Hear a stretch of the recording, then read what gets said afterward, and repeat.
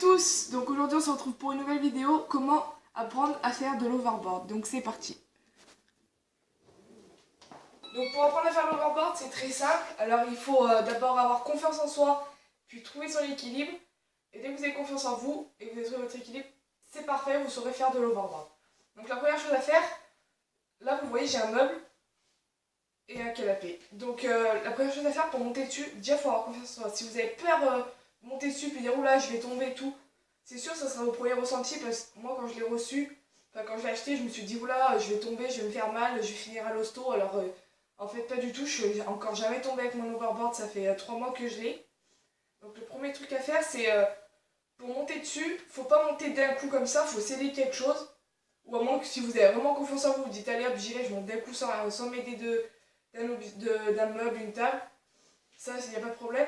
Et en fait il faut monter direct dessus en vous aidant. Donc là par exemple je vais m'aider, je vais faire comme si j'étais une débutante, donc je m'aide, je mets un pied. Alors le truc c'est qu'il faut pas attendre, il faut y aller d'un coup parce que vous voyez, si vous mettez juste un pied, il va bouger en fait. Faut pas attendre, il faut y aller d'un coup. Donc hop je me tiens, hop je monte. Voilà. Ensuite dès que vous êtes monté, dès que vous avez ça vous pourra aller, on va dire 5 minutes, 5-10 minutes à prendre confiance en vous et à monter dessus. Dès que vous êtes monté, et vous commencez à trouver votre équilibre et tout. Donc le mieux c'est, par exemple si vous êtes chez vous et tout, dans un couloir, vous vous aidez en fait des deux murs du couloir et vous vous tenez comme ça aux deux murs, vous vous aidez, puis vous avancez comme ça tout doucement. Donc vous avancez comme ça tout doucement et tout. Après vous allez y arriver à force. Ensuite, dès que vous êtes monté dessus, ça y est, vous savez en faire, vous commencez à savoir avancer, machin, avancer et tout, ça va être pour tourner. En fait, pour tourner, il faut... c'est tout simple. Il y a une rotation, le barbare, vous voyez, là... Attendez, je vais l'éteindre, sinon il va se mettre à bouger dans tous les sens. Vous voyez, comme ça. Là, si vous appuyez plus là, vous allez tourner comme ça. Et là, si vous appuyez plus là avec votre pied, vous allez tourner comme ça. En fait, c'est comme le ski, il faut tourner les hanches. Vous voyez ce que je veux dire? Donc ça, c'est tout simple. Et oui, j'ai oublié, pour avancer, pour reculer, excusez-moi, en fait, vous voyez ça, on imagine que c'est mes deux pieds. Il faut vous pencher un peu comme ça, en avant, pour avancer. Et pour reculer, vous penchez un peu en arrière. Mais pas vos jambes, en fait, c'est votre corps. En fait, votre corps, il va vous aider, il faut mettre votre poing en avant et mettre votre poing en arrière. Donc je vais vous faire voir. The Bluetooth device is ready to pair. Donc là, moi je penche mon corps en avant, j'avance. Je penche mon corps en arrière, je recule. Mais en fait, c'est pas tellement penché, en fait, c'est pas trop. Parce que si vous faites trop, vous allez partir, vous allez tomber. Donc voilà. Et ensuite, pour tourner, comme je vous disais, appuyez un peu plus sur cette jambe, vous tournerez comme ça. Voilà.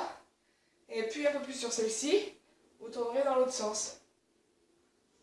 Ensuite, quand c'est bien avancé, bien tourné et tout, faut savoir freiner parce qu'au bout d'un moment c'est bien d'avancer, mais s'il y a un mur en face, il faut freiner.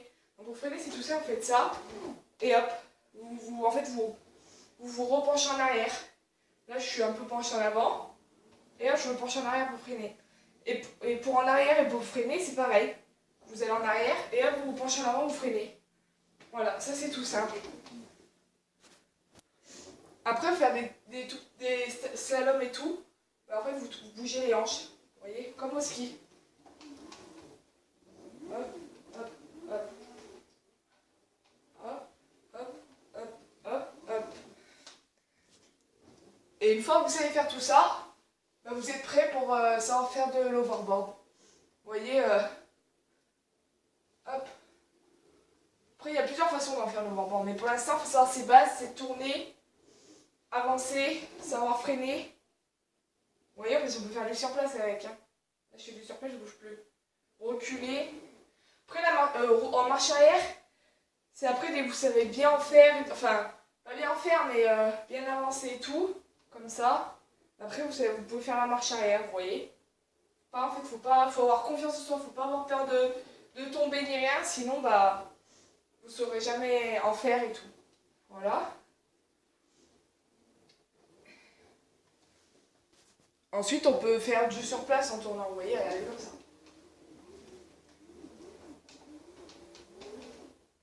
c'est tout simple. Donc faut savoir que l'overboard c'est simple à apprendre.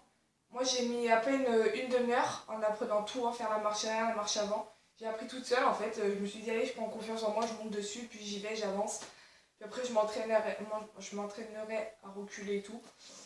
Et voilà, après une demi-heure, donc vraiment ça prend pas beaucoup de temps. L'overboard c'est bien, quand on est flemmard, bah on prend ça et puis ça va mieux. Maintenant quelques informations sur l'overboard. Donc l'overboard c'est un skate à roulette électrique, à roue électrique. Il y a deux batteries, une dans chaque roue, donc une ici et une ici. Ensuite l'overboard, moi le mien, ça dépend, il y en a il pèse plus lourd, il y en a il pèse plus léger, je sais pas pourquoi. Le mien je sais qu'il pèse 20 kg, donc il est lourd quand même. C'est une autonomie de 20 km, donc on peut quand même en faire 20 km. Ensuite, les pentes c'est 15% maximum. 15% ça fait ça à peu près. Mais c'est déjà bien moi je trouve comme pente. J'ai essayé une un peu plus mais je me suis dit je suis pas allée jusqu'en haut parce que l'overboard il va partir sans moi pour freiner, ça va être chaud. Et il va atterrir dans la rivière qui est en bas.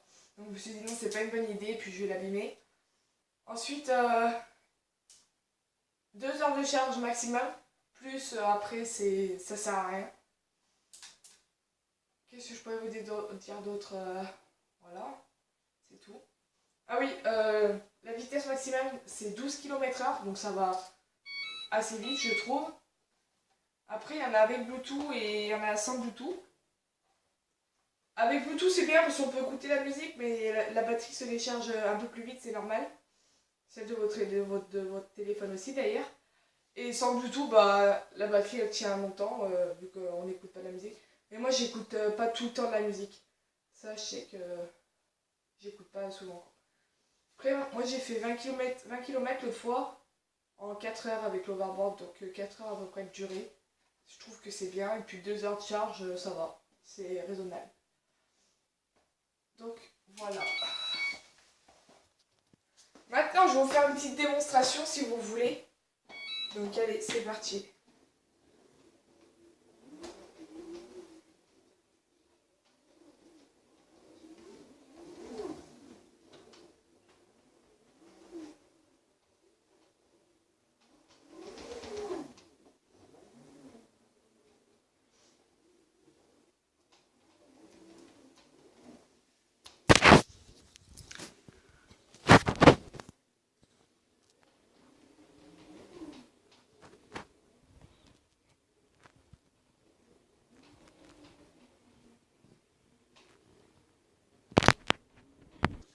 Donc voilà, c'est la fin de cette vidéo, j'espère qu'elle vous aura plu. Sur ce, je vous laisse et dites-moi dans les commentaires si vous voulez d'autres vidéos de overboard, démonstrations et tout. Parce que je sais faire d'autres trucs avec. Je sais faire de l'overboard assis, c'est excellent. Donc voilà, si ça vous dit, dites-le moi dans les commentaires et salut!